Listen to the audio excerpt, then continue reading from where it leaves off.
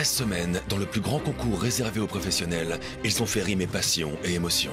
Top Chef, c'est des aventures humaines à chaque fois exceptionnelles. C'était une saison qui était intense, qui était pleine, qui était riche.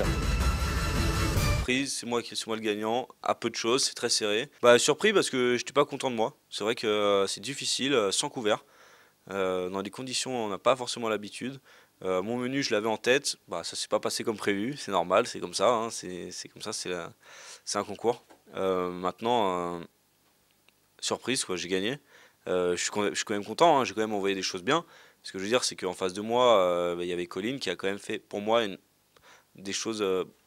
On va dire l'entrée et le plat pour moi étaient mieux chez Colline et moi le dessert un peu mieux. Après, c'est vrai que c'était chaud, quoi. C'était un cauchemar cette journée, c'était long, très très long. Très long, beaucoup de pression. Mais maintenant, le résultat, il est là. J'ai gagné à 52,5%. Enfin, c'est un truc de fou. Et je suis arrivé jusqu'au bout. Je suis très heureux et moi, je reviens pas. L'attente entre la finale et le tirage des couteaux était très long. Alors, moi, c'est vrai qu'après la finale, je me suis dit, c'est bon, j'ai perdu. J'étais énervé, dégoûté. Donc, qu'est-ce que j'ai fait? Je suis retourné dans mon travail, où je suis actuellement.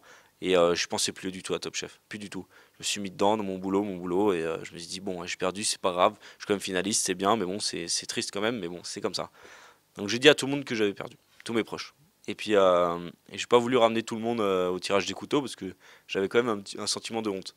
Et au final, on est le jour du tirage des couteaux. Bon, il y a ma mère, ma soeur et deux, trois amis à moi. Et au final, le couteau, c'est la bonne lame. Et alors là, c'est un truc de fou, quoi. Mais c'est vrai que les 2 derniers jours avant le tirage des couteaux, je dormais plus. Je faisais que des cauchemars. Lame orange, lame orange, lame orange. Horrible. Michel Saran et Philippe Etchebest au téléphone parce qu'ils n'étaient pas là. Super sympa. On dit que c'était quand même une victoire très serrée. C'était une finale très serrée, que c'était assez difficile pour tous les deux. Voilà, ils sont quand même contents et voilà, nickel, j'ai des encouragements et que je peux les appeler par la suite sans problème. Et ensuite, Jean-François Piège et Hélène Darroze, je les ai vus le jour de la finale, au tirage des couteaux, et ils ont été très gentils. Ils m'ont dit, il y avait ils m'ont dit toutes mes qualités, mes défauts, et on a débriefé ensemble, et c'était super, très, très positif.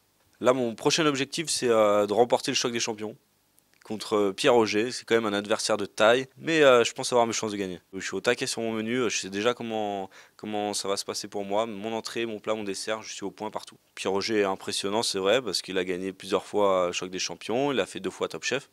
Mais bon, c'est pas pour autant qu'il faut baisser les bras. Moi aussi, je gagnais Top Chef du premier coup, donc pas de chance, il n'y a pas de raison que je perde.